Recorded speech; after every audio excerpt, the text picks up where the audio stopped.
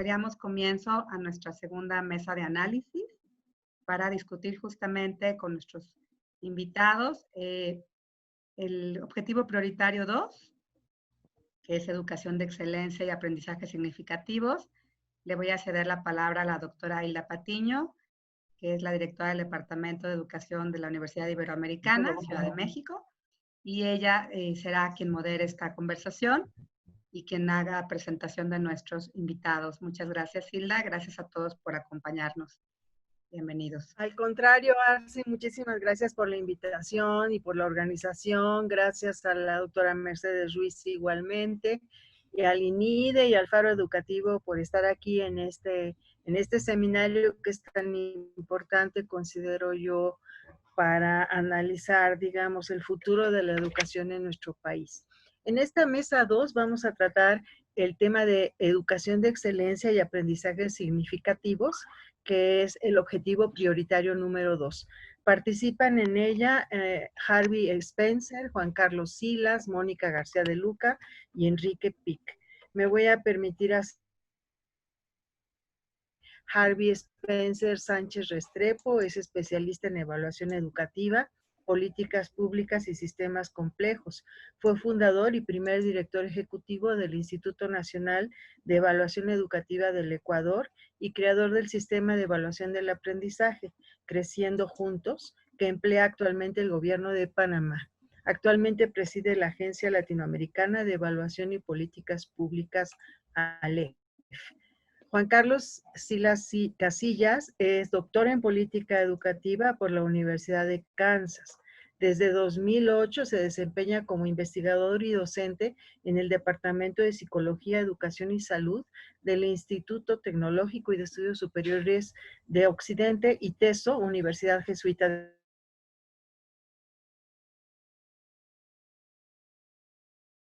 Luca. Es doctora en Dirección de Institutos de Educación de la Universidad de Anáhuac. Actualmente es catedrática titular de licenciatura y maestría en la Universidad de Anáhuac y en la Universidad Panamericana, además de desempeñarse como directora académica de la red de colegios Semper Altius. Y finalmente, Enrique Pic Gochicoa es doctor en Sociología de la Educación. Trabaja como académico e investigador en el Instituto de Investigaciones para el Desarrollo de la Educación, INIDE, de la Universidad Iberoamericana, espacio donde se ha desarrollado diversos proyectos en el marco de la línea de investigación sobre educación, trabajo y pobreza. Me da mucho gusto contar con todos ustedes, son valiosas personas colaboradoras e interesadas mucho en el tema de la educación. Las preguntas que se le hicieron a nuestros panelistas para orientar la discusión fueron 4. ¿A qué problemáticas educativas intenta dar respuesta el objetivo prioritario 2, educación de excelencia para aprendizajes significativos? La segunda, ¿en qué medida el objetivo prioritario 2 se relaciona con los objetivos del programa sectorial de la administración anterior? ¿Cuáles son las rupturas y las continuidades de la política? ¿Y cuáles son los nuevos énfasis? El enunciado de objetivos, estrategias y acciones puntuales del nuevo Plan Sectorial de Educación van acompañados de metas para el bienestar y parámetros, pero como en el pasado no hay mención específica de acciones y o presupuestos puntuales para el aterrizaje de las acciones puntuales. ¿Qué acciones de política ya en curso pueden identificarse que pueden abonar a la concreción del objetivo prioritario número 2? Y finalmente, ante el reto de la pandemia sanitaria educativa que atraviesa México y el mundo, ¿qué otros retos se enfrentan para la concreción de este objetivo? ¿Qué acciones deberían priorizarse? Estas 4 preguntas orientadoras se les dieron a nuestros panelistas y ellos van a escoger alguna de ellas o una mezcla de ellas para abonar en su participación. Empezaremos con la participación de Harvey Spencer. Muy bienvenido. Vas a tener 10 minutos y yo voy a andar con el chicotito del tiempo, así que por favor te ofrezco una disculpa de antemano. Bienvenido, Harvey. Te agradezco. Muchas gracias, Hilda. Es un honor y un gusto y entiendo y qué bueno que sea así con los tiempos. Voy a tratar de irme muy rápido, por lo cual seguramente quedarán muchas dudas. La excelencia y el derecho a la educación se basan en el derecho básico a los derechos humanos. Y por eso los aprendizajes esenciales son muy relevantes en este contexto.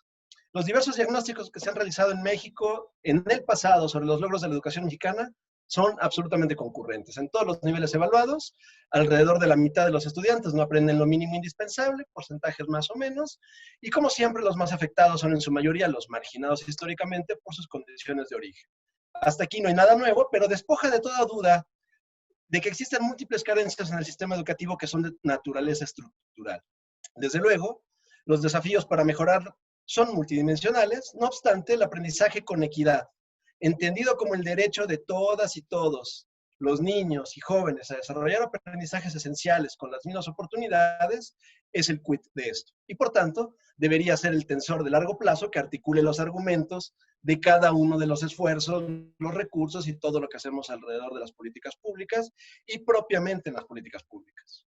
Para gestionar el sistema educativo durante un periodo de gobierno, las autoridades en turno diseñan planes, programas y otros instrumentos con el fin de cuadrar los desafíos, anunciar sus intereses, presentar los enfoques, compartir las estrategias y finalmente, casi al último, establecer los objetivos que se persiguen y, si todavía hay algo de qué decir sobre ello, cómo serán abordados y medidos.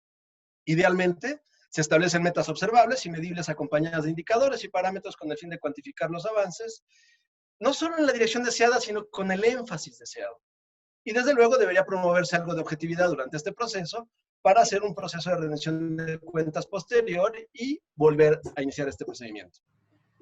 Como procedimiento, México no es la excepción a esta forma.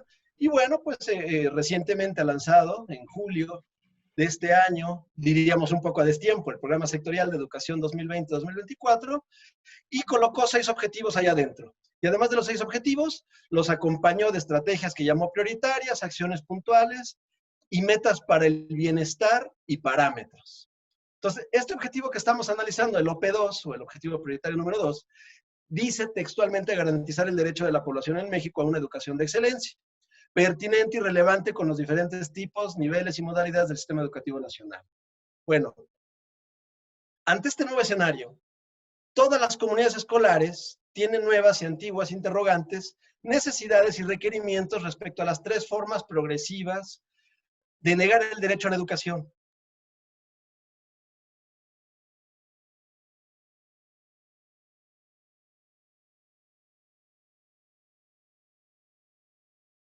Una vez que ya están adentro, los expulsas del sistema, le hemos llamado con un eufemismo que le decimos abandono escolar, pero pues, el sistema los expulsa, no es que los niños abandonan o los estudiantes abandonan, y que esto lo hacen debido a la ausencia de condiciones mínimas para asistir y permanecer en él.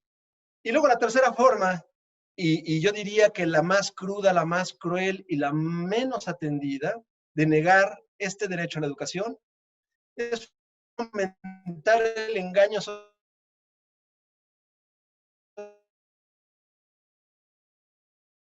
y simular que existe aprendizajes durante el proceso de escolarización y obviamente ya no se puede hacer nada, ya no hay oportunidades, ya no hay nada de las promesas que dio la educación sobre movilidad social, sobre oportunidades, sobre lograr tomar las riendas de mejor manera de de nuestro entorno y de la vida, ¿no? Entonces, idealmente, este programa sectorial, el PCE, orienta todas las acciones estratégicas que deben llevarse a cabo en los ámbitos sustantivos de la educación y debe considerar, obviamente, el estado actual de la situación. Por supuesto, debía tomarse en cuenta la pandemia y los estragos que se derivan de este confinamiento. O sea, 4 meses, un ciclo educativo inconcluso, un ordenamiento escolar que no está siendo no solo parejo para todos, sino que además está marginando y excluyendo consistentemente, tienen los mayores desafíos y no se menciona, salvo en la parte inicial, digamos, en la presentación y en el epílogo, acciones puntuales que atiendan, que consideren o que mencionen explícitamente a la pandemia.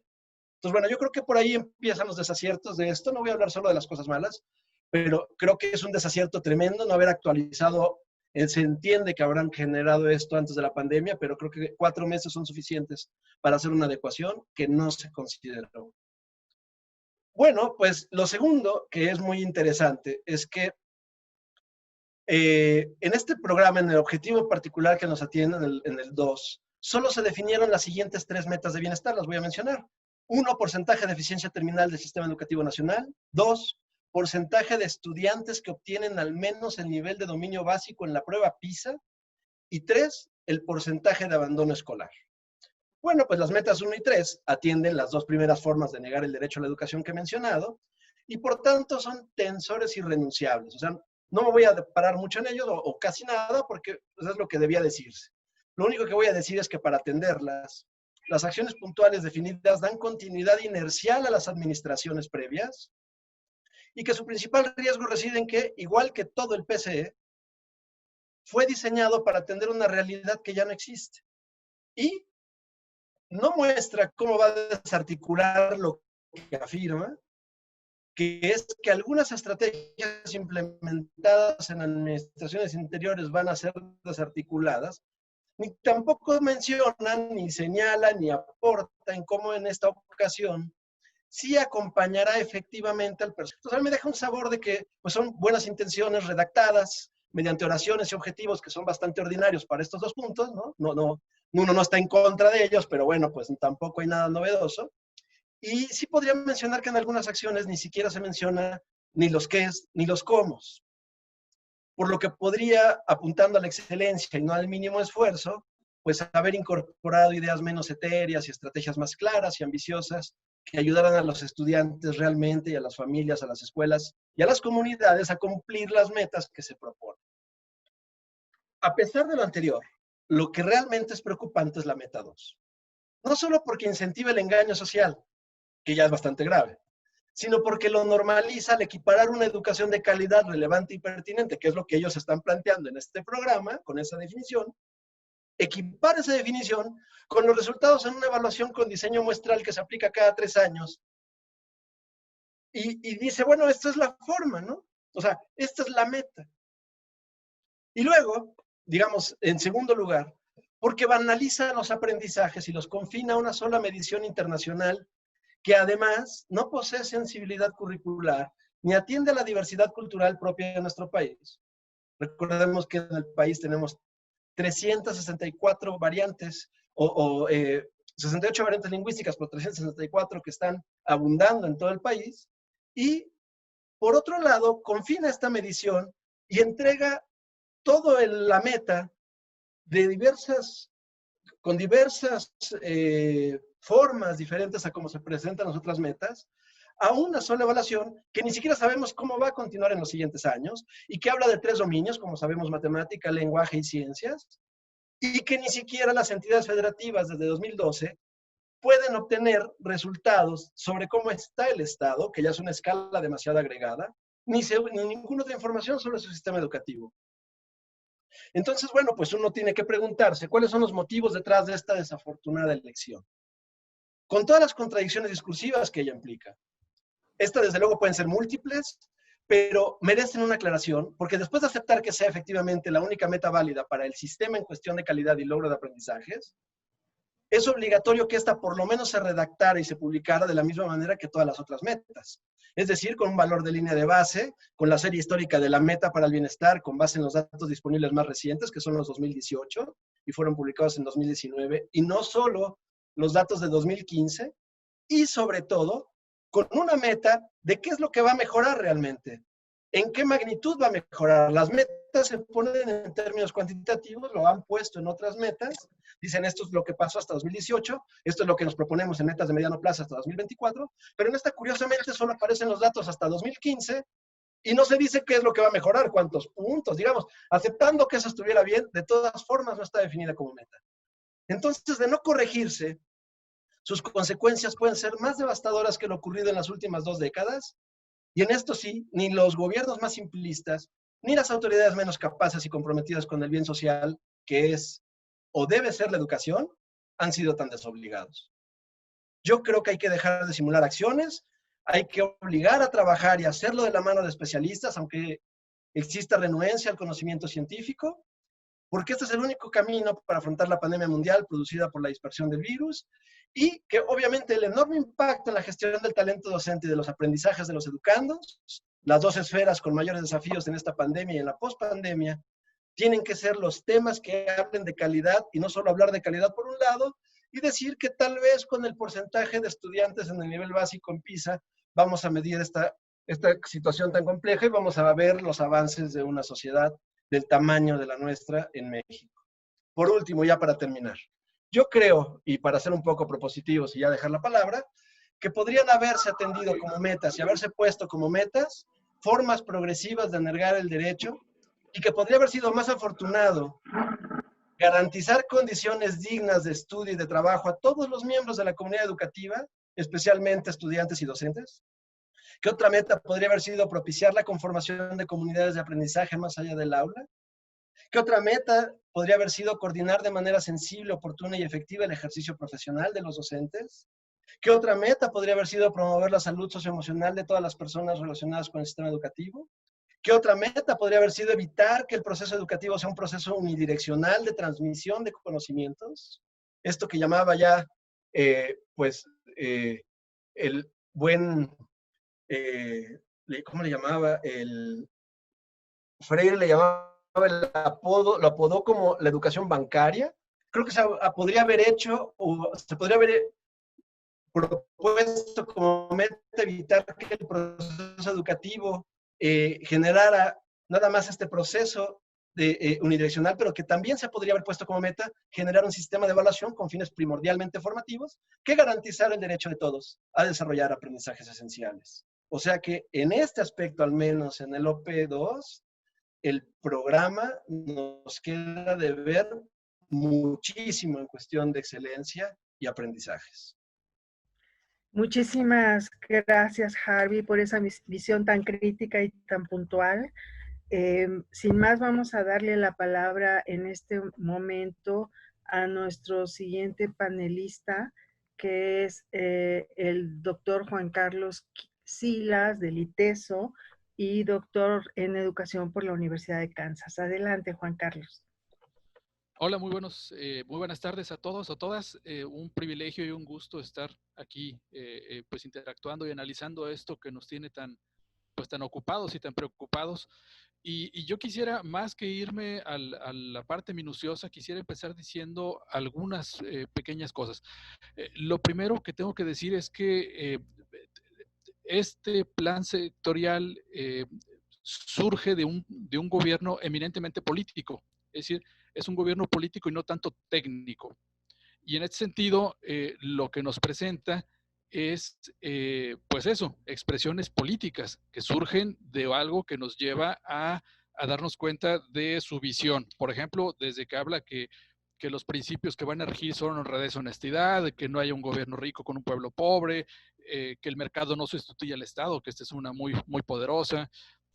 Democracia significa poder del pueblo, etcétera, etcétera, etcétera. De entrada empieza a señalar cuáles son las ideas que están dándole foco a esto. Y eso es muy, muy interesante. La segunda de las cosas es que tiene que plantearse algo que lo haga diferente al anterior gobierno, ¿no? Por ejemplo, antes cuando se hablaba de evaluación, de calidad, que esas eran básicamente las dos palabras mantra del gobierno anterior, evaluación y calidad, ahora se trata de diferenciar y habla de equidad, habla de excelencia, que pues habría que definir muy bien de qué estamos hablando. Y otro de los elementos que ya decía Harvey muy enfáticamente es que, por ejemplo, los planes anteriores de los, es decir, hacían mucha referencia a la información, generar información para poder decidir, etcétera. En este caso, sí, claro que se señalan algunas cosas. Esto de PISA, por ejemplo, que es muy importante y ahorita en un minuto lo abordo. Pero básicamente como que está diciendo, no importa con qué termómetro estemos midiendo, igual el niño va a tener calentura. Entonces, ¿para qué nos preocupamos en medirlo de una forma A, B, C? Mejor vamos a enfocarnos en otras cosas. Eso es lo que quiero entender que están queriendo pensar. Honestamente no lo sé. Otra de las diferenciaciones... Disculpa que te interrumpa un poco, Juan Carlos. Perdón. Es que nos están compartiendo una pantalla. Sí, ¿No la ven ustedes? Sí, alguien está compartiendo una pantalla. Está compartiendo Elsa Guadalupe Palacios Jiménez. Está compartiendo pantalla. ¿Podría quitar esa función, por favor? maestra. Sí, porque está, bueno, no es que estorbe, pero no ayuda. No ayuda, A ver, voy pues a sí. intentar sacarla, o sea, ya. Gracias, gracias. Ahí Adelante, Juan está. Carlos. No, bueno, simplemente para retomar la idea de que la idea es diferenciarse. Pues mientras se hablaba anteriormente de la escuela al centro, ahora los alumnos están al centro. Se hablaba antes de la responsabilidad ineludible de los profesores y de una componente importante de los profesores en los resultados. Ahora se habla de la dignificación docente y de la profesión, etcétera, etcétera. Básicamente, si lo vemos desapasionadamente, se está tocando lo mismo, es decir, hay que dar infraestructura, hay que dar oportunidades de acceso. Una vez que ya están dentro del sistema, hay que darles una educación digna de calidad, no expulsarlos a través de estos eufemismos. Que yo conozco un eufemismo peor, que es deserción escolar, es peor aún que abandono, etcétera, etcétera. Pues entonces es un gobierno político que expresa que expresa sus ideas de una forma política, no técnica, y en ese sentido es difícil agarrarlo, es como inasible, pues los conceptos, es difícil estar en contra de todo esto, ¿no? Eh, y en este sentido enfrenta dos tensiones muy importantes que yo quisiera resaltar, que las puse por acá.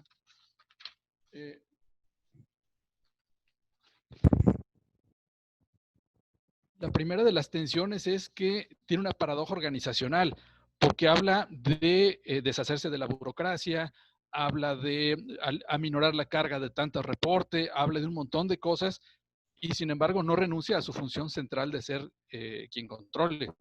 Entonces está difícil controlar sin estar requiriendo un montón de cosas, ¿no? A las instituciones. Aunque estoy de acuerdo en que hay que aminorar la carga burocrática a lo mínimo posible.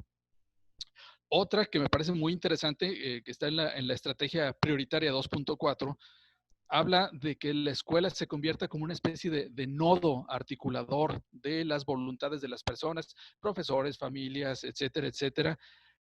Y sin embargo, hay otra tensión o una paradoja, si me la valen, es que es el gobierno federal quien dicta cómo deben de darse esas articulaciones y cómo deben darse esas combinaciones de voluntades. Entonces es como un poquito paradójico, júntense, pero yo les digo cómo se juntan, ¿no?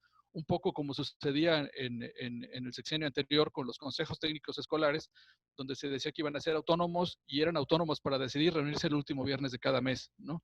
Es decir, se enfrentan paradojas muy importantes. Y ya por último, para no monopolizar la idea, es que concuerdo completamente con lo que decía Harvey sobre los indicadores que vienen por ahí al final del texto. Y me venía a la mente la frase aquella famosa de Robert Birnbaum cuando decía que más vale que encontremos la forma de medir lo importante, porque si no vamos a estar siguiéndole dando importancia a lo que sí podemos medir.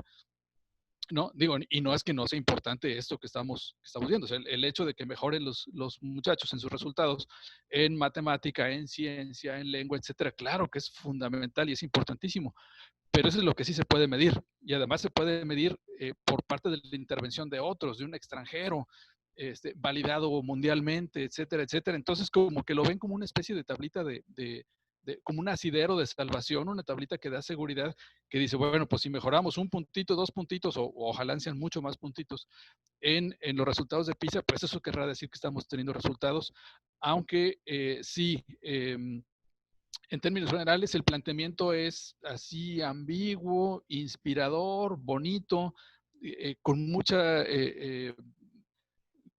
capa edulcorada, pues, mucha capa que nos permite sentirnos inspirados por esto, pero sí está realmente difícil cómo medirlo. Y ya la última idea es que, pues, ante este entorno de astringencia presupuestaria, por un lado, y por otro lado, el momento de la pandemia, que nos está marcando un paso que nadie queríamos y nadie esperábamos, los cómo se vuelven aún más complejos y a lo mejor va a ser tema de discusión más al final de la sesión, pero realmente está trastocando todo lo que se había planteado.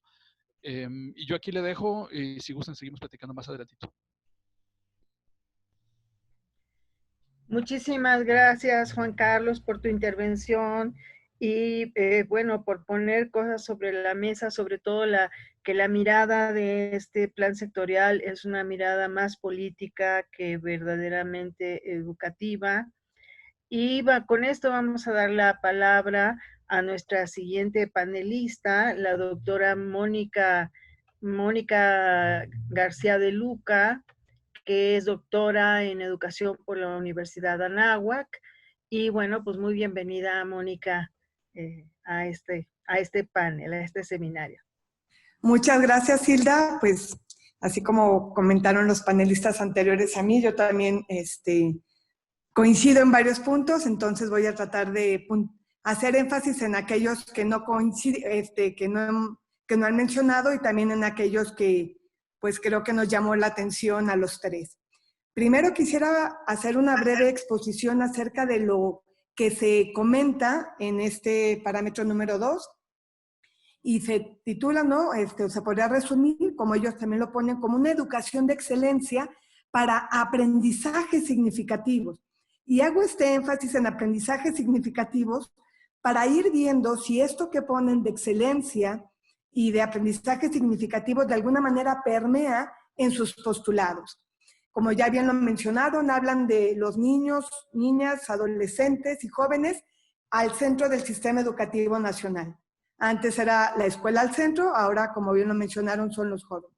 Se habla de una educación de excelencia, y fíjate que curiosamente a la hora que lo dividen en los diferentes objetivos se habla más de calidad que de excelencia. Entonces, de alguna manera los aspectos y los parámetros que lleva la excelencia y que lleva la calidad van siendo diferentes. Entonces yo creo que aquí también tendría un punto de discusión importante. Se habla también de la perspectiva de género, de hecho se enuncia de manera repetitiva en varios de los aspectos postulados. Creo que también otra cuestión que se menciona de manera reiterada es cobertura, cobertura, cobertura, y la parte de reducir el abandono escolar, como también lo habían hecho gobiernos anteriores, toda esta parte de la cobertura, el abandono escolar y la interculturalidad, pues es algo que se retoma de gobiernos anteriores. Incluyen el bienestar a través de diferentes asignaturas y de un trato transversal que todavía no queda claro. Sabemos que se va a implementar a partir del 24 de agosto, pero todavía no queda claro cómo se va a hacer, ¿no? Como ya lo mencionaron, se garantiza y se pone como derecho la educación para todos los mexicanos, lo cual es pues, una ganancia.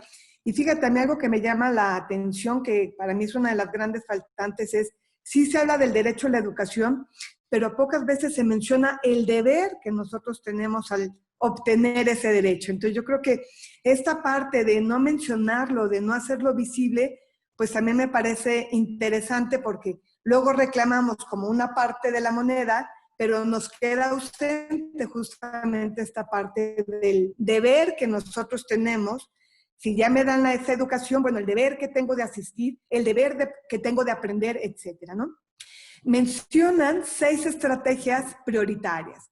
Garantizar planes y programas, y en esta parte de garantizar planes y programas, de los 10 puntos que mencionan, a mí me llamó la atención porque de estos 10 puntos, 7 hacen referencia a la educación superior y solamente se dejan 3 a la educación básica. Entonces me llamó fuertemente la atención si era garantizar planes y programas de estudios pertinentes a los desafíos, pues me llamó la atención que no se abordara de una manera a lo mejor mucho más puntual lo que fuera la educación básica.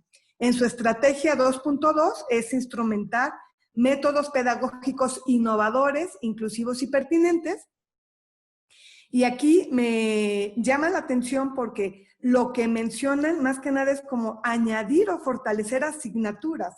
Más que mencionar los cómo, lo que hacen es un enunciado, por ejemplo, de la parte de lógica ética, cultura y arte, de alguna manera el tener talleres creativos e innovadores y solamente utilizar métodos pedagógicos. Pero creo que en este sentido sí es, pues la verdad es que a la hora que lo ves te dan ganas de probar, ¿no? Pero cuando ya lo analizas, de alguna manera se enuncia una cosa y lo que se propone va siendo algo que no te llega, que no te marca el camino justamente para cumplir esta estrategia.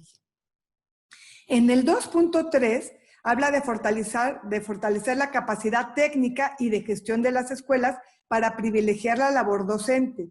Y fíjate, digo, lo voy a decir ahorita que lo concluya, pero para mí el gran ausente en esta educación de excelencia para aprendizajes significativos, para mí el gran ausente es el docente. O sea, como que se habla de métodos, de clases, de la cuestión de abandono, pero esta interacción que te da el docente, el alumno, justamente para lograr el aprendizaje, pues la verdad es que está el gran ausente.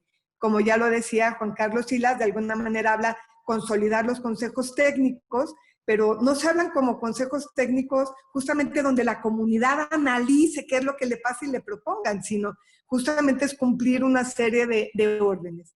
En la estrategia 2.4, que es consolidar los esquemas de acompañamiento y de convivencia escolar, vuelvo a retomar, se mencionan en igualdad medios para la educación superior que para la educación básica. Entonces, retomo, o sea, creo que un gran vacío es cómo argumentar y cómo articular con más estrategias, con más puntualidad a la educación básica. En el 2.5, que es vincular los resultados de las evaluaciones del logro educativo en la toma de decisiones, y concuerdo totalmente con lo que dijo el doctor Juan Carlos y con Harvey, que de alguna manera no podemos, si estamos hablando de excelencia educativa y de aprendizaje significativo, aquí vemos que la evaluación continua y el acompañamiento deben de ser fundamental. Y realmente se plantea nada más en esta estrategia, y retomo, pues a la hora que se ponen los objetivos de evaluación y que nada más se ponga la evaluación de PISA y que aparte nada más se evalúa a los alumnos de 15 años y como bien lo mencionaron, cada 3 años, pues la verdad es que de aquí a que obtengan los resultados, el que tú puedas hacer una intervención, ya sea para lograr esta cuestión de aprendizajes significativos, creo que es tarde y no es pertinente. En la estrategia número 2.6 es impulsar la democratización de la lectura como un componente indispensable. Y yo lo que diría, sí, es importante la lectura, pero se han hecho investigaciones importantes de la correlación que tiene la lectura con la escritura y cómo una va teniendo sentido a través de la otra. Y el 2.7 es garantizar la educación. Entonces, para ir retomando esto, a mí lo que me llamaba la atención es, si se habla de aprendizaje significativo, pues la verdad es que vemos que tanto las estrategias que proponen como la medida de evaluación que están tomando no es pertinente y no va siendo relevante. Sobre todo si decía Ausubel que el aprendizaje significativo depende de la estructura cognitiva previa y se relaciona de cómo le va llegando la información a cada uno de los alumnos para que esto sea relevante, necesariamente creo yo que tenemos que estar hablando de un proceso relacional en donde esa comunicación y esa convivencia que debe de haber entre educando y educador justamente para hacer una intervención. No únicamente es yo como educador lo que te tengo que dar y te tengo que, no sé, se me hace como vaciar, como si fuera una regadera, lo que mencionaban la educación en un solo sentido. Y justamente ahorita con la pandemia, ¿cómo podemos lograr que haya esa comunicación? Justamente para que a través del acompañamiento y a través de la revisión de tus evidencias y de tu trayectoria de aprendizaje, lo vayamos logrando. En ese sentido, podríamos decir para mí que, vuelvo a repetir, el gran ausente en este tema número 2, que se habla de excelencia educativa y aprendizaje significativo, es el docente y sobre todo el proceso que tiene de vinculación y de relación con sus alumnos. También la evaluación sumativa y formativa. Si realmente queremos tener y evaluar aprendizajes, esto se tiene que dar de una manera mucho más continua y de alguna manera sí con estándares, como bien lo mencionaban, con esos aprendizajes esenciales y cómo los voy evaluando. Ahorita las investigaciones nos dicen la evaluación es relevante, la evaluación tiene que ser objetiva y pertinente más en estos tiempos para poder hacer una intervención educativa pertinente y realmente que impacte en el proceso de aprendizaje.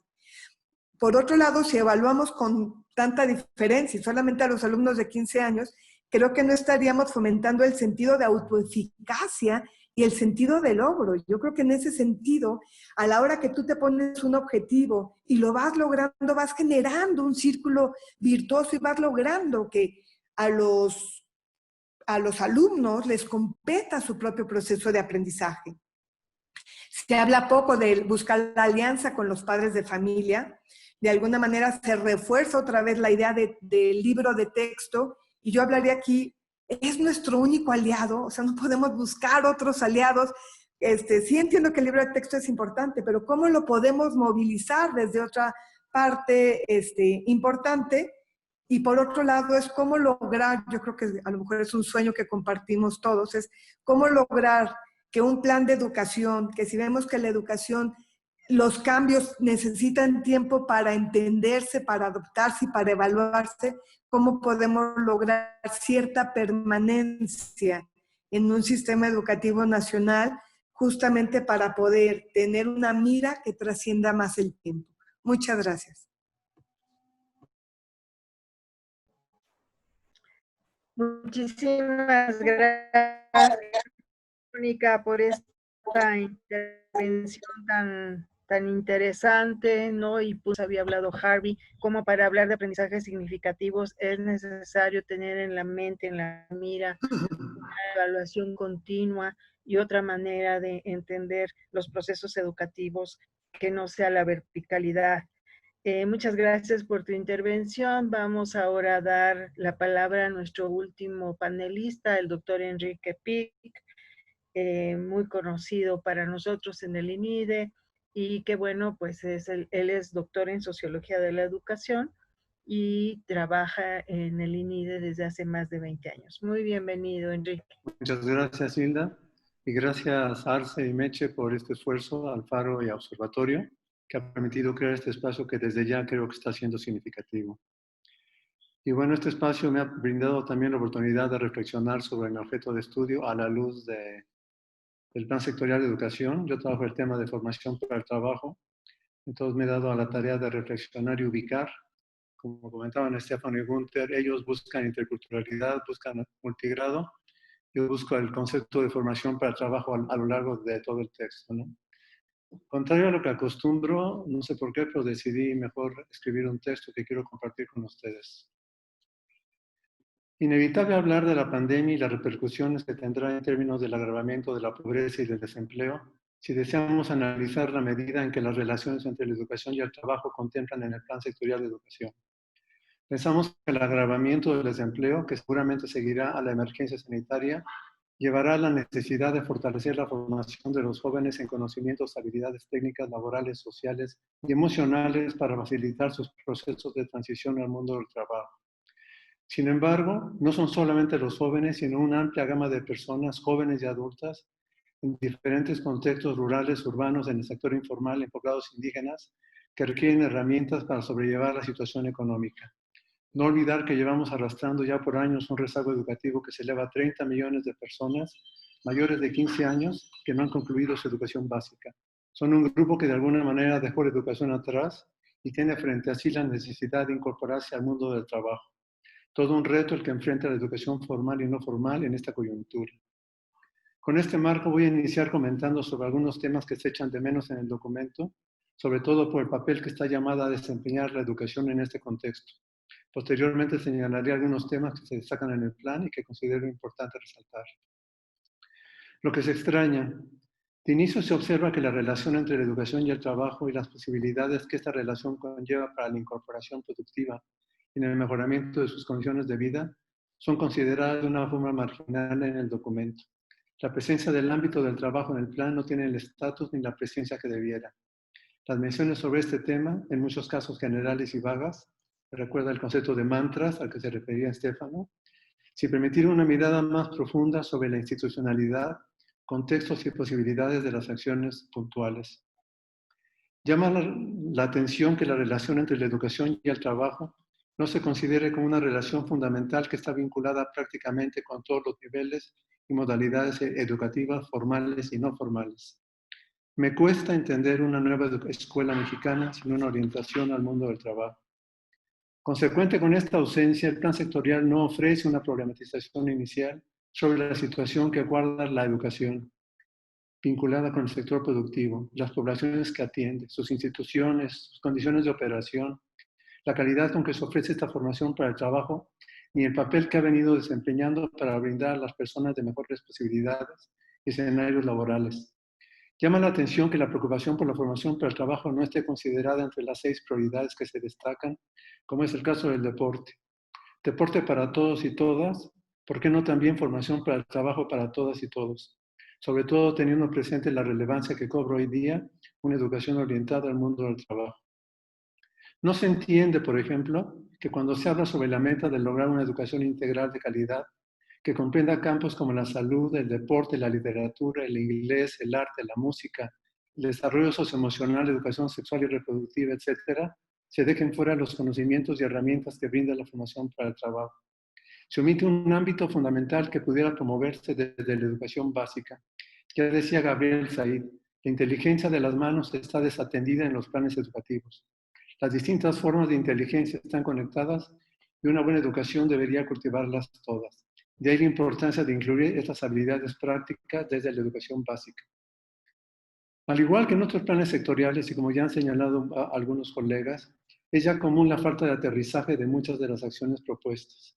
Consideramos que no basta con, y cito, se fortalezca la oferta de capacitación para y en el trabajo que permita dotar a la población de conocimientos y habilidades que mejoren sus posibilidades de empleo y permitan acceder a mejores niveles de vida. ¿Qué nos dice eso? Si bien la acción puntual nos parece de la mayor relevancia, el nivel de generalidad con que se presenta no ayuda a imaginar la forma en que estas acciones se pudieran concretar, con el riesgo de que puedan quedar para variar solo como buenas intenciones. Entre algunas cosas de lo que destacamos en el plan están las siguientes propuestas. Primero, se habla de fortalecer la educación técnica profesional con el fin de asegurar el desarrollo de conocimientos y habilidades para la vida y el trabajo. En sí, la acción dice poco o nada respecto a nuevas estrategias que hagan viable este fortalecimiento. Y en educación media superior se cuenta con bachilleratos tecnológicos, y aquí es donde el plan señala la importancia de las vinculaciones que puedan establecer con el sector productivo en las diferentes regiones en aras de asegurar la pertinencia de los programas de estudio. Esta mención nos parece relevante. Precisamente entre los resultados de una investigación reciente, se destaca la importancia de las articulaciones institucionales en la formación integral de las personas. Nos referimos al componente de habilidades socioemocionales, además de los vínculos que se establecen para que los jóvenes tengan menos dificultades para transitar al mundo del trabajo. Esto último pudo observarse en la correspondencia entre las necesidades de las industrias locales y los programas de los institutos de capacitación. En otro tema, en varias ocasiones, se menciona en el plan la importancia del reconocimiento y certificación de conocimientos adquiridos. Consideramos que son estrategias importantes. Sin embargo, sería preciso complementarlas con estrategias que permitan la recalificación y actualización de competencias, sobre todo pensando en próximos escenarios que serán resultado de la pandemia. Nos referimos al desarrollo de habilidades transversales digitales, programas de formación sobre competencias sociolaborales y habilidades socioemocionales que ayudan a que los jóvenes cuenten con mejores posibilidades de acceder a un puesto de trabajo. Hoy más que nunca resulta urgente el desarrollo de programas que promuevan la alfabetización tecnológica entre los grupos que viven en situaciones de vulnerabilidad. Finalmente, como signo de un nuevo cariz sobre la forma en que se quiere enfocar la tarea de la educación, rescatamos del plan el énfasis depositado en la necesidad de ampliar la oferta de servicios en todos los niveles, tipos y modalidades educativas, considerando las características regionales y las necesidades de cada grupo de población. Así lo señala una acción puntual. La acción es particularmente relevante en el marco de la problemática social que presenta el plan y se ubica en los grandes marcos de la equidad e igualdad educativas. Esto tendrá congruencia con los postulados de la Cuarta Transformación en el marco de una nueva escuela mexicana que tiene como prioridad las necesidades de quienes menos tienen, sobre todo cuando se toca el tema de una educación orientada a brindar oportunidades de incorporación al mundo del trabajo. Ello lleva a trabajar con poblaciones que no necesariamente se encuentran en el sistema educativo formal, todo un desafío pendiente de la agenda educativa. Nos referimos a las necesidades de amplios segmentos de la población a quienes el documento refiere como grupos históricamente discriminados. Población indígena, rural, grupos de tercera edad, las necesidades particulares de formación de las mujeres, el amplio grupo de población joven y adulta vinculada con el sector informal que no cuenta con servicios educativos ni de capacitación para el trabajo. Ello implicaría ciertamente un cambio de paradigma sobre la forma en que se contemplan los retos de la educación y la consideración de prioridades. La vaguedad de las acciones propuestas en este campo dificulta imaginar siquiera por dónde podrían implementarse este tipo de actividades.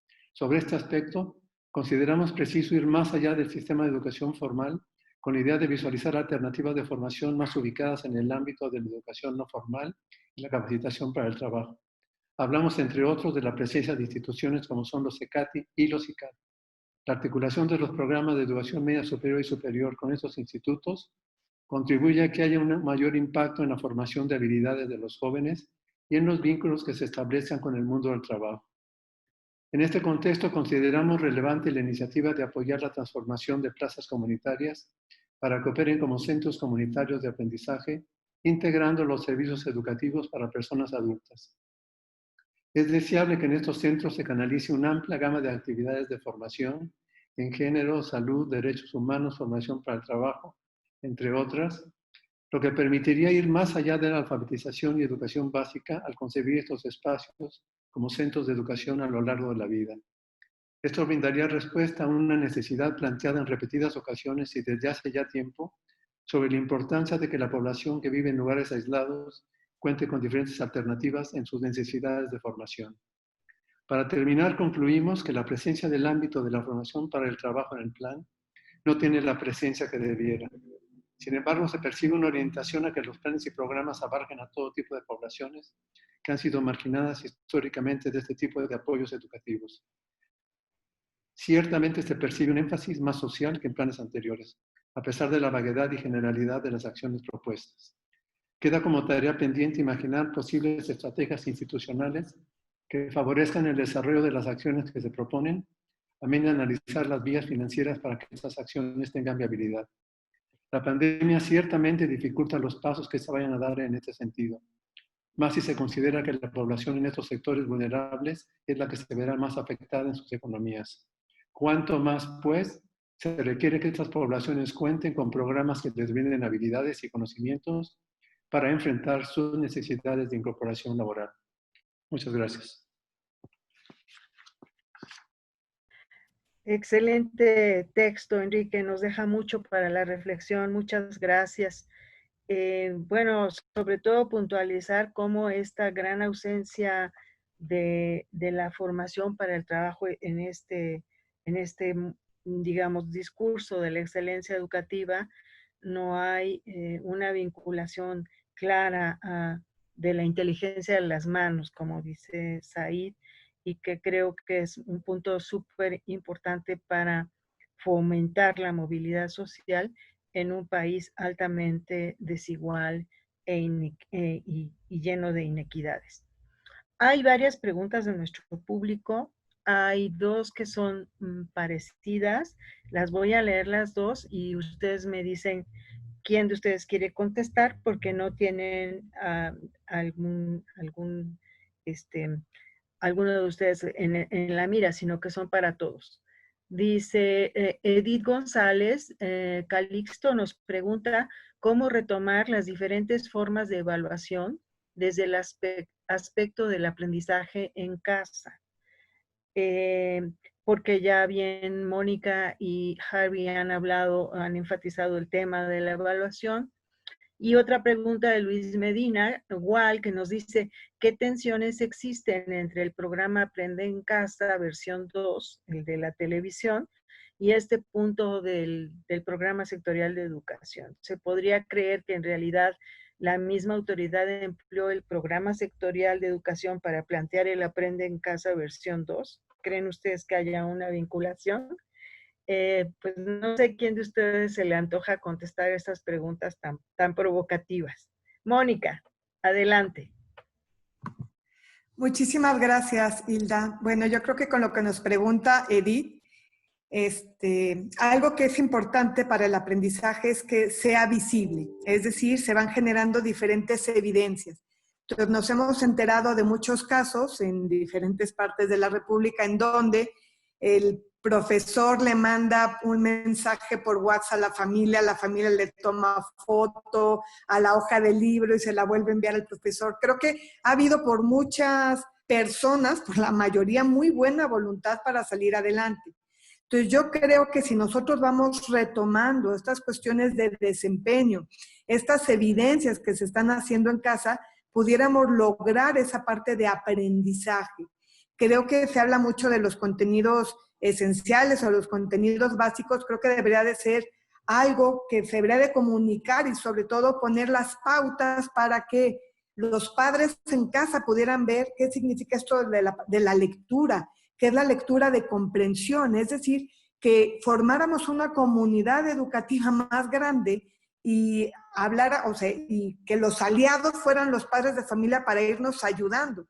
Yo creo que en este sentido sí se dificulta un poco más, y retomo un poco la pregunta de Luis Medina Gual, ¿no? Acerca de, justo con el Aprende en Casa versión 2, pues se da mucho más la parte unilateral, ¿no? Donde ahí te van los contenidos, ahí te va la formación. Creo que tendríamos que ver de qué manera se pueden generar espacios de comunicación, ya sea vía telefónica o en varios que hay canales de radio. Por ejemplo, sería súper interesante cuando llegue el radio, que no solamente el radio el que transmita la información, sino cómo podemos darle voz a los alumnos para que también los alumnos pudieran interactuar, ¿no? O poner líneas abiertas en la televisión. Digo, yo me acuerdo cuando era más chica, ¿no?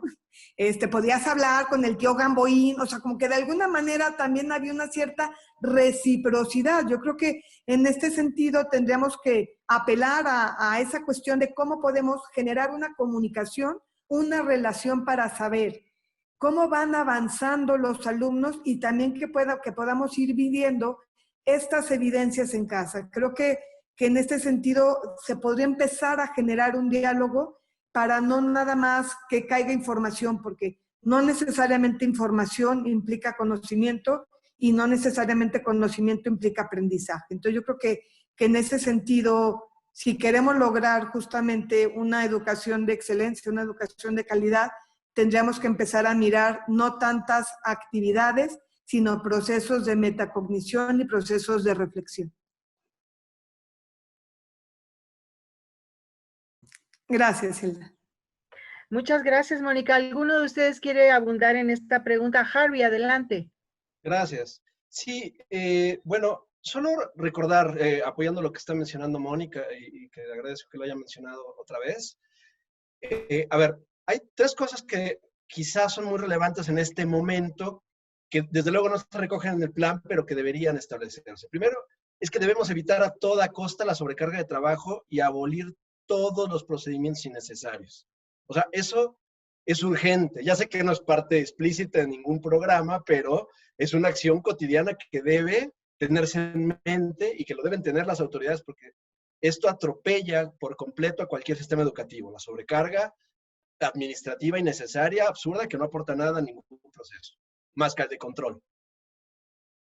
Dicho esto, evitar que el proceso educativo sea un proceso unidireccional, ya no de transmisión de conocimiento, sino de información, es vital, porque si no volvemos a los años 20, ¿no? Donde yo te digo qué hacer, tú atiendes lo que hay que hacer, lo que recojas de eso está bien, y me interesa poco lo que tengas que decir al respecto. Y eso está ocurriendo de la autoridad al docente, de la autoridad al estudiante, y además no hay un ciclo siquiera para aproximarnos a qué se entiende bajo ese mensaje. Entonces eso es muy importante. Y ese es el rol de un sistema de evaluación que tuviera como fines primordiales la parte formativa. Desde luego nos interesa lo sumativo, desde luego es importante PISA. O sea, yo estoy a favor, desde luego, de todos los sistemas de evaluación. Pero no podemos pensar que para cumplir esta meta, PISA sirve siquiera para algo, ¿no? O sea, no es estar en contra de PISA, desde luego que no. La gente que me conoce sabe que estoy a favor. Pero para esta meta no. Y hablar de los aprendizajes esenciales es más que de los contenidos esenciales, y esto se podría resolver. Lo malo, pues, es que tenemos la ausencia de una institución del Estado especializada en evaluación en estos momentos. No porque no tengamos, y a pesar incluso de que tengamos en México una masa crítica de especialistas en la materia, ¿no? Lo que ocurre es que esta utopía de valorar para ayudar a que los que se quedan más atrás, o los que no les toca nada ni a través de la televisión, por lo menos conozcan y luego hagan un esfuerzo racional y luego además haya una serie de procedimientos para nivelarlos y para garantizar sus derechos mínimos, como aprender a leer, no pasa, no viaja en el tren de las ideas de los diseñadores de este programa, ni siquiera como una estrategia más secundaria que les podría ayudar ante la urgente necesidad de conocer las condiciones en que esta pandemia ha dejado a las escuelas mexicanas en estos 4 meses, sino que además no lo ven como una posibilidad ni una necesidad ante lo que estamos por comenzar. Entonces, si hay niños que se quedaron atrás, niños y niñas que se quedaron atrás con 4, 5, 6 meses y traían otros 3, 4, 5, 6 meses acumulados y ya llevan 1 o 2 años de retraso en su trayectoria educativa y ahora me dicen que tienen ellos propiamente que asomarse a un formato de guión en el que les vamos a decir, usted vaya a la clase que se va a dictar por televisión y a partir de ahí aprenda y todo lo que no entienda es su culpa porque se atrasó. Estamos hiperresponsabilizando a los actores fundamentales a los que debemos atender como sistema. Y eso a mí me parece un desdén por la posibilidad de aprender para todos los que ya, sin haber sido ellos partícipes del sistema, han perdido esas oportunidades de aprendizajes. Entonces, mostrar evidencias de aprendizaje como una práctica pedagógica y no como una parte sumativa del proceso de gestión, nos ayudaría por lo menos, a hacer una tarea muy noble, que es separar con claridad los rasgos de una educación auténtica de aquella que simula aprendizajes mediante pruebas y calificaciones forzadas. Ya esa sola función sería bastante loable. Pero el desdén por esta única manera de crear condiciones para que cada niño desarrolle un aprendizaje hace que el futuro no tenga sentido y carezca entonces palabras que son extraordinarias como excelencia aparezcan ahora y en el futuro peor como eufemismos potenciales. Porque entonces vamos a hablar de que excelencia es igual a no me importa las responsabilidades de quien tiene que ofrecer el servicio educativo, sino la excelencia recae en el que tuvo la capacidad de aprender algo porque si no lo hacía, no era excelente. Y esto nos lleva a la idea, que ya ha pasado en otros espacios como el mercado, en el que es pobre es por tonto, por flojo y porque quiere. Y esto es absolutamente crucial en el sistema que se está gestando y en las metas que se colocan. Porque entonces yo como niño tendré que hacer, y ya con esto me tengo que callar, tendré que basar básicamente y como sistema y como docente todas mis expectativas en lo que dicen que van a medir, que yo no sé, porque los estudiantes no saben, los padres no saben, las familias no saben, muchos docentes no saben, pero van a decir, pues dicen que lo que hay que mejorar es la prueba PISA. O sea, justo lo contrario de toda la parte discursiva del programa. Y ahí sí, que nada que tiene que ver eso ni con bienestar, ni con excelencia, ni con calidad. Muchas gracias, Harvey. Aquí hay otra pregunta relacionada de María Cristina Moreno. Nos dice, durante estos meses de trabajo forzado a distancia, los profesores de distintos niveles han experimentado, hemos, la sobrecarga y sus efectos. De acuerdo a la experiencia de los participantes, se han hecho esfuerzos para centrar esfuerzos y aligerar un poco la carga. Puedo imaginarlo más en el caso de un profesor que atiende a 35 alumnos, 35 alumnos, espérenme, se me fue, 35 alumnos, que a un profesor de secundaria o educación superior que atiende a más de un centenar de alumnos. No sé quién quiere hablar sobre la sobrecarga. Juan Carlos. Sí, en realidad son muchísimos temas los que habría que abordar y voy a tratar de ser lo más sintético posible.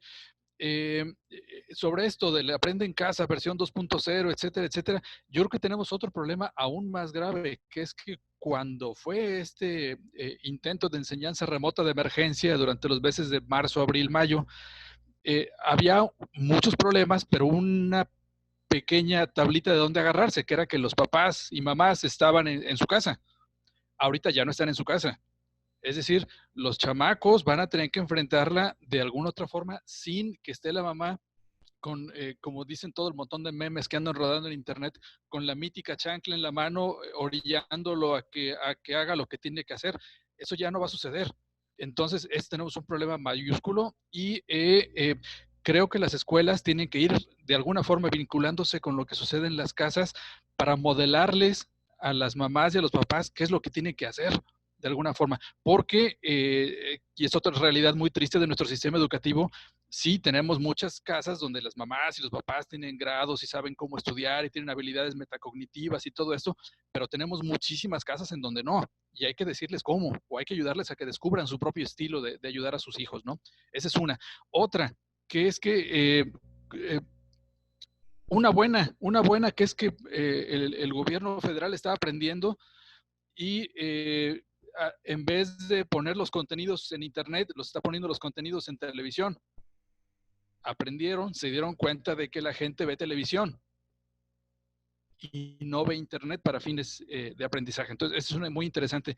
Y dos últimas, para ser muy rápido, siguiendo la expresión aquella que utilizó el presidente, que se le criticaron tanto de como anillo al dedo, pues esto de la pandemia y de la necesidad de tecnologizar los aprendizajes y las enseñanzas cae como anillo al dedo porque en las metas, en las acciones puntuales, en la 221 y 227, que no los voy a leer porque me voy a robar el tiempo, habla de potenciar la tecnología para los aprendizajes. Y la última, otra, es que, y yéndome a lo que señaló Mónica hace ratito, que me quedé con muchas ganas de decirlo cuando se lo escuché, es que sí llama la atención que se hace mucha referencia a la educación superior y no tanto a la educación básica. Y eso puede deberse uno a que la educación básica ya está lista, ya está controlada y no hay ningún problema, entonces ya para qué le dedicamos esfuerzo, que no creo que sea lo que suceda. O la otra es que su prioridad está centrada en otro lado. Y en ese sentido, también yendo a las acciones puntuales, la 216 y la 258 van duro y a la cabeza a normalizar, a evaluar y todas las consecuencias que vengan de ello a las instituciones de educación superior que no estén dando el kilo. Y eso es muy, muy, muy llamativo, pues, porque contrasta con esta retórica humanista y vamos todos juntos hacia adelante, etcétera, etcétera. Y acá, al menos estos dos, el 216 y el 258, es a los puños sin vendaje, dijera la canción. Bueno, ya. Gracias, Juan Carlos. No sé si alguien más quiere abundar sobre este tema. O pasamos a la pregunta de Jennifer Bennett, que nos dice a todos ustedes que un docente tenga los conocimientos necesarios para impartir su asignatura al nivel correspondiente y que tenga un interés sincero por el aprendizaje de cada alumno, ¿cómo podría estandarizarse eficazmente para poder contratar a educadores así mayormente?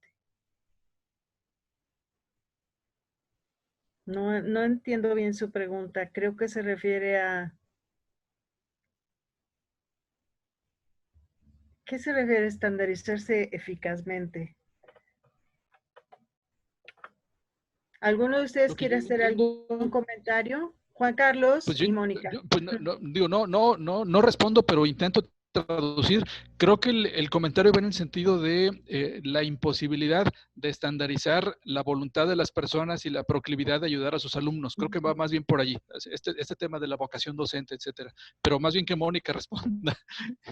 A ver, Mónica. Voy ya también a tratar de responder como decía Juan Carlos.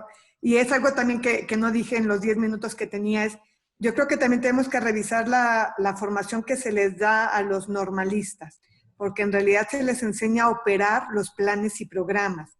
Y es diferente operar un plan y programa que realmente detonar aprendizajes y procesos formativos en los alumnos. Entonces, creo que, sé que no es tema del panel, pero creo que de alguna manera, si queremos que haya una realidad dentro del salón de clases, eso mismo tendríamos que estar enseñando en las normales. Entonces, ¿qué nos está pasando? que como han cambiado tanto los planes de educación, inclusive ni siquiera se capacita a los normalistas que van a operar esos mismos planes. Yo creo que si realmente formáramos en procesos de aprendizaje, procesos de educación, de metacognición, o sea, sin necesidad de amarrarlo a un plan y programa, creo que también podríamos darle mayores herramientas a los docentes justamente para lograr esa vinculación y esa relación entre el contenido y la información que ahorita hablaban de YouTube y de Internet, toda esa información que sí la podemos tener de Internet, pero creo que el facilitador, el que sea un puente, alguien que haga una intervención educativa adecuada, ahí se pudiera, también contestando la pregunta anterior, aligerar la carga. Es decir, la cuestión de contenidos y de información hay mucha. Tenemos que lograr a través de la mediación del docente justamente, no solamente es cómo lo selecciono, sino después cómo logro que esto se aterrice y que pueda de alguna manera hacer una intervención para lograr que los alumnos están aprendiendo. Sería por ahí la revisión la revisión de los planes y programas de las normales, justamente para no operar programas, sino realmente para hacer a gente que ayude en este proceso formativo. Y por otro lado sería, pues tenemos una gran cantidad de información, ¿cómo logramos esta mediación y este acompañamiento? Gracias, Mónica. Y gracias, Juan Carlos. Abraham Hernández nos pregunta a todos, ¿aún es oportuno mantener los estándares de PISA como referentes en un sistema educativo que enfrentará el aumento de la desigualdad educativa? ¿Quién quiere responder esta pregunta? Creo que a Harvey le toca, sí. Sí, aunque no me voy a referir, bueno, voy a referirme a PISA, pero no por PISA. Vale la pena, y hay una discusión sobre si hay una confusión entre la enorme desigualdad que se produce mediante los procesos de enseñanza y de aprendizaje por muchos factores, y otra, que no sea necesario que en lo esencial todas y todos los niños y jóvenes deben aprender y desarrollar los aprendizajes mínimos que les permitan ir tomando y avanzando en su trayectoria escolar e ir tomando siguientes decisiones. Entonces, PISA, Planea, el GESE y lo que sea, debería ir ajustando los estándares conforme va cambiando el mundo, pero que todos los que tienen derecho, por tanto todos los que son humanos y niños que asisten al sistema, deberían mantener esos estándares. Algo que detona esta pandemia y que ya no es de autoría mía, es que es un catalizador. Es un catalizador que desnuda lo que está ocurriendo y nos deja verlo con mayor crudeza de manera más amplia. Pero tocando el tema que mencionaba Mónica de las normales, en realidad hay previsiones de que el 80% de los trabajadores no van a volver a sus oficinas. Van a hacer home office toda la vida de aquí en adelante. Entonces, nosotros deberíamos adaptar un sistema educativo que considere ese futuro. Y entonces, no los estándares de PISA, sino nuevos estándares deberían ser garantizados para todos los que son sujetos de derecho del sistema educativo. Muchas gracias, Harvey. Aquí hay una pregunta específica para el doctor Enrique Pic. Dice, cuando los contextos son rurales, en donde existen pocas empresas, mucho negocio informal y las necesidades de la sociedad pueden ser enfocadas a proyectos de autoconsumo en el sector agrícola, artesanal y ganadera. En nuestro caso, como instituciones de educación técnica profesional en contabilidad, ¿qué recomienda Enrique para trabajar en estos momentos, considerando que los programas curriculares no responden a las necesidades del contexto y sabiendo que la inversión en educación deja mucho que desear? ¿Qué les recomiendas, Enrique? Así de pronto está complejo, pero lo que es interesante es que, bueno, hay varias inquietudes como las que maneja el compañero, que difícilmente son proporcionadas por el sistema de educación formal, en donde la articulación con otras instituciones son de las maneras que logran como potenciar lo que hacemos, ¿no? Entonces, muchas veces consultorías, vinculaciones institucionales ayudan a ubicar, ¿cómo se llama?, formas de responder a todos estos sectores, ¿no? Lo que es interesante, y aprovecho para comentar ahorita, es que lo que es muy interesante en estos los planes es que plan tras plan, porque en el INIDE tenemos la costumbre de hacer una mirada a los planes cada vez que salen. Ubico, por ejemplo, yo en mi área, ¿cómo se llama? Es que hay toda una área de la educación formal, por ejemplo. Hay todo un área de la educación a la cual no se considera, ¿no? Es como decir, bueno, más allá del sistema de educación formal no vemos, ¿no? Cuando hay una cantidad de instituciones educativas formativas que atienden otro tipo de necesidades que se viven en estos sectores, ¿no? Lo que comenta el compañero, por ejemplo, ¿no? ¿Por qué no salirnos de los típicos esquemas, por ejemplo, que nos ofrece el sistema de educación formal? Tratar de buscar otro tipo de instituciones en otros sectores con las cuales podamos colaborar en el mundo del trabajo, ¿no? Yo creo que no queda claro, y también se repite plan con plan, que hay mucha población que no está vinculada con el sistema de educación formal, muchísima. Yo apelaba a los 30 millones que tenemos de rezago educativo, y justamente son, ¿cómo se llama?, personas que muchas de ellos realmente dejaron atrás la educación y su gran preocupación es vincularse con el mundo del trabajo, ¿no? Y generalmente los planes sectoriales de educación, pues yo diría no tanto que difícilmente, ¿no? Sino casi omiten justamente otras necesidades educativas que hay en la sociedad y que no están necesariamente atendiendo el sistema de educación formal, ¿no? Entonces siempre se olvida que hay otras poblaciones y otras instituciones que están en esto y que no necesariamente están en el sistema de educación formal que pueden contribuir justamente, ¿no? Quizá esta ponencia mía, ya no sabíamos en dónde ubicarla, pero me acuerdo que cuando lo ubicamos en la mesa 2, tenía mucho que ver justamente con la parte significativa que tiene el componente de formación para el trabajo, ¿no? Y esa es una de las, digamos, de los puntos que se comentan muchísimo en el abandono de los chavos fundamentalmente en educación media superior. A mí me ha tocado muchísimo en los últimos meses trabajar con institutos de formación para el trabajo, con CECIT, ¿cómo se llama?, con CONALEP, con diferentes bachilleratos. Y es muy interesante cómo el componente de formación para el trabajo, el componente técnico, y es lo que pasaba antes con la secundaria técnica en México, le da un significado muy especial al joven, que es el que lo retiene, digamos, es el que lo motiva, ¿sí?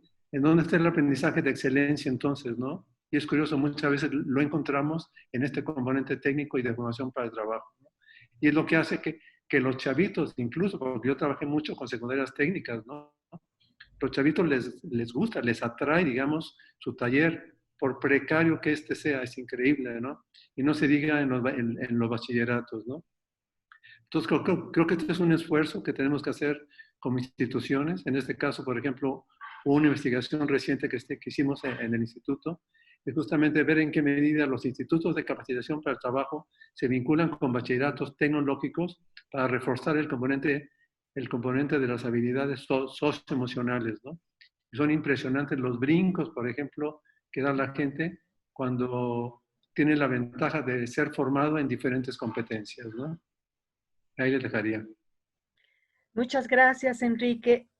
Adán Villalba nos dice a todos, dice, yo pienso que hasta el siglo XX el transmisor de conocimientos por excelencia era el docente. Creo que para el siglo XXI el gran transmisor de conocimientos se llama Google y YouTube. ¿En qué papel juega esta tecnología en el cambio de paradigma en la educación? No solo en tiempos de pandemia. No he escuchado a alguien hacer mención de esto, que no solo es lo actual, sino es el futuro. ¿Quién de ustedes quiere contestar sobre Google contra el profesor?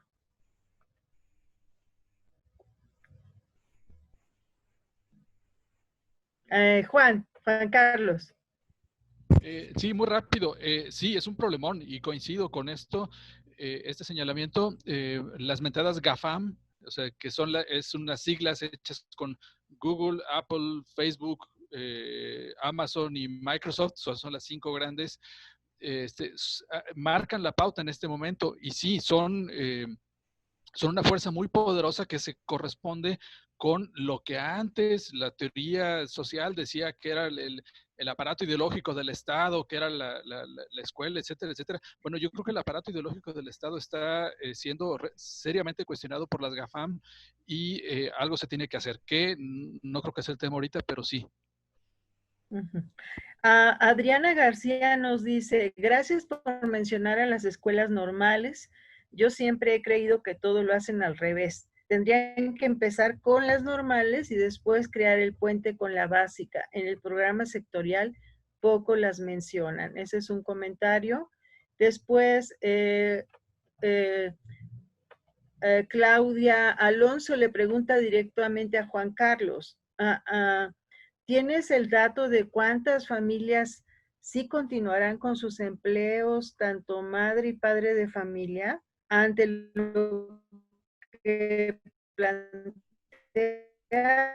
de que se quedarán niños y niñas y adolescentes solos? Para favorecer tiempos de cuidar en las mujeres. Tengo el dato hicimos 2 encuestas durante abril y mayo, y esas encuestas decían que la mitad de las mamás que estaban resintiendo en ese momento el embate de la pandemia, y 90% de los papás trabajaban, tenían un empleo remunerado, pues, lo que quiere decir que, no sé, vamos a decir que la mitad de estos ya regresen a trabajar y la otra mitad no. Estamos hablando de muchas familias, estamos hablando realmente de 25-30% de las mamás y la mitad o un poco más de los papás. Entonces, sí creo que debe tomarse hacerse una política de Estado, pero eso seguramente involucrará a la Secretaría de Trabajo, a la Secretaría de Educación, a los empleadores. Creo que es algo muy complejo porque sí, coincido completamente, no se trata de echarle todas las pelotas a la pobre mamá y a ver cómo hace los malabares con eso. Tiene que haber una perspectiva de género y de equidad bien determinada. Aquí Adriana García nos dice algo similar, dice, pareciera que con solo repetir la perspectiva de género como mantra, como ya se dijo, va a aparecer en todo el sistema educativo. Yo no he encontrado en el programa sectorial el cómo. ¿Alguna opinión al respecto sobre el tema de perspectiva de género? No hay los cómo. A ver. ¿Puedo dar un...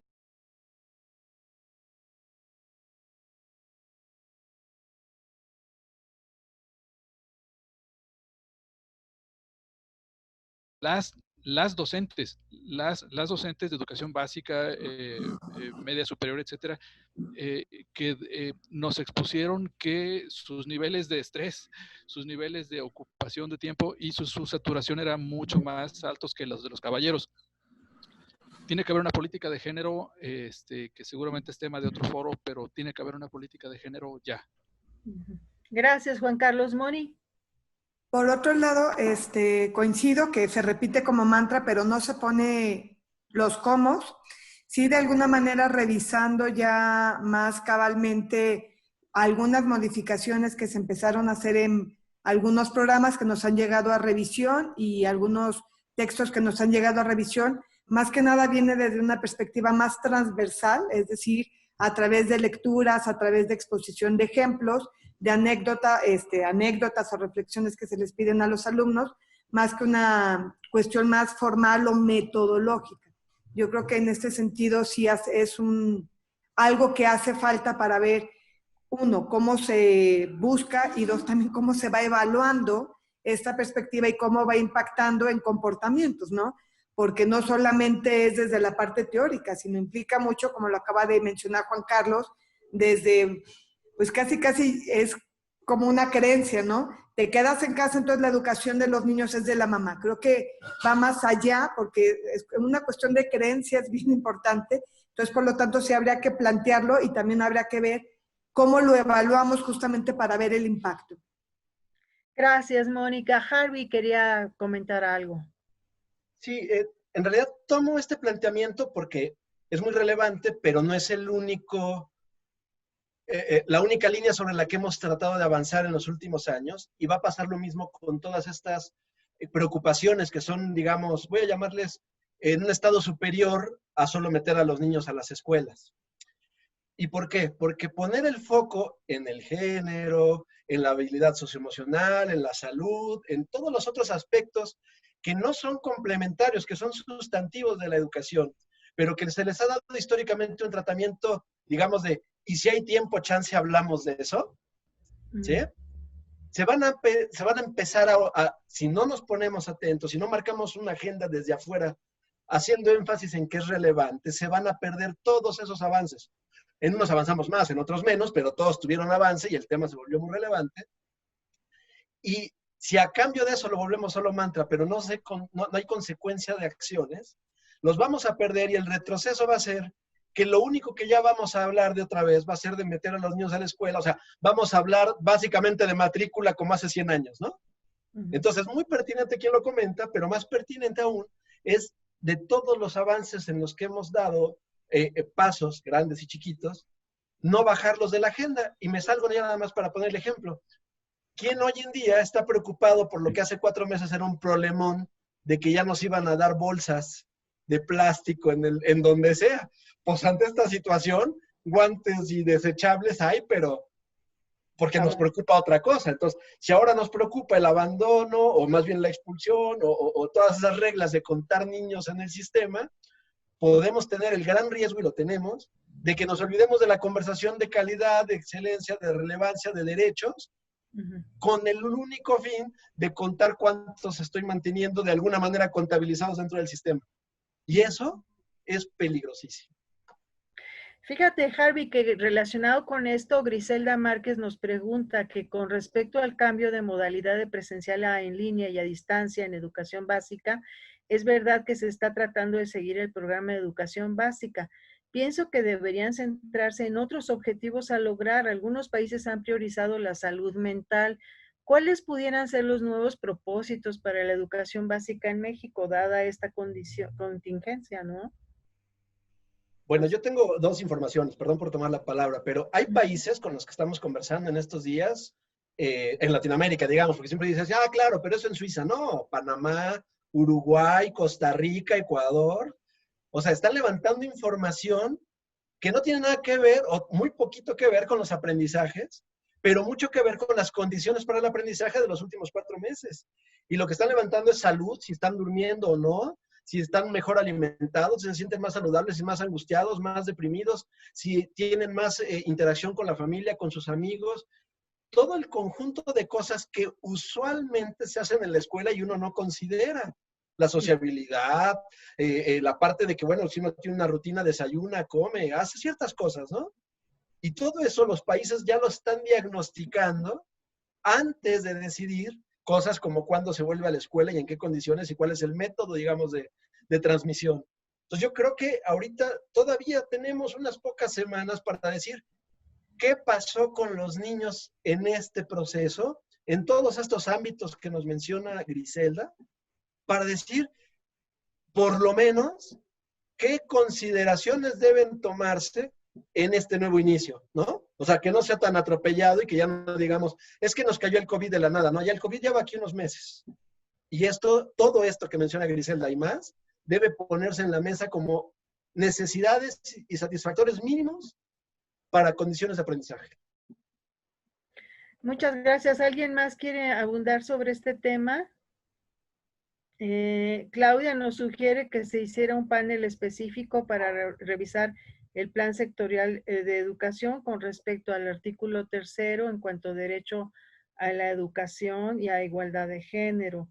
Y también nos menciona que urge en educación tecnológica y en talleres revisar la perspectiva de género. No se ha roto, hay una reproducción de estereotipos de género. Antonio López Castillo agradece mucho la respuesta del doctor Enrique Pic y su explicación le parece excelente.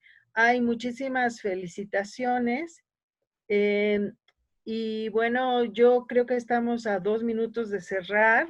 Nada más quisiera abrir estos últimos minutos a nuestros panelistas por si quisieran dar alguna palabra de cierre, alguno de ellos. Ya cerramos nosotros, Hilda. Bueno, entonces si ya, entonces cierran nuestras coordinadoras, Arce y Meche, si quieren por favor tomar la palabra. Bueno, Arce, si quieres tomo yo primero la palabra, simplemente para agradecer a todas y todos su participación. Me parece que la reflexión de la mañana y ya de media tarde, pues nos permiten como repensar la educación y la importancia de reinventarnos, ¿no? Algo muy, muy importante desde la perspectiva del derecho a la educación, tendríamos que decir que en principio, qué bueno que está el derecho a la educación, pero la forma como se expresa en el programa deja mucho que decir. Y otra cuestión que ahora que los escuchaba es la importancia de nuestro laboratorio educativo. Cada vez me convenzo por lo que planteaba Enrique respecto a otras prácticas educativas que se dan fuera de la escuela y que tendrían mucho que enseñar a la educación formal, o lo que sucede, o lo que están haciendo los padres, o los maestros, o las evidencias. El sentido de ir construyendo un laboratorio educativo es eso, o sea, qué tipo de estrategias se están desplegando desde diferentes lugares para compartirlas con todas y todos. Bueno, yo simplemente agradezco a nuestra coordinadora, a nuestros invitados y al público que nos acompaña, su asistencia a este evento y bueno, nos vemos el próximo martes. Saludos. Pues muchas gracias igualmente. No queremos dejar de agradecer a nuestros 4 ponentes de hoy, a nuestra excelente moderadora que pudo recoger las preguntas de todos los participantes y hacer una discusión muy viva, muy rica, muy puntual y además muy pertinente porque no podemos entender el programa sectorial o analizarlo sin ponerlo en contexto, ¿no? En este contexto de pandemia y de retos que ya venían sumándose desde hace muchos años y que ahora los agudizan. Y entonces, bueno, también tuvimos una alta participación, estoy muy contenta de todo el público en el chat y se reunieron en algún momento a más de 75 personas. Es para nosotros muy, muy, muy padre poder contar con distinto público de todos lados. Y los queremos invitar, este seminario no se acaba aquí, apenas hoy es el primero de 3 martes.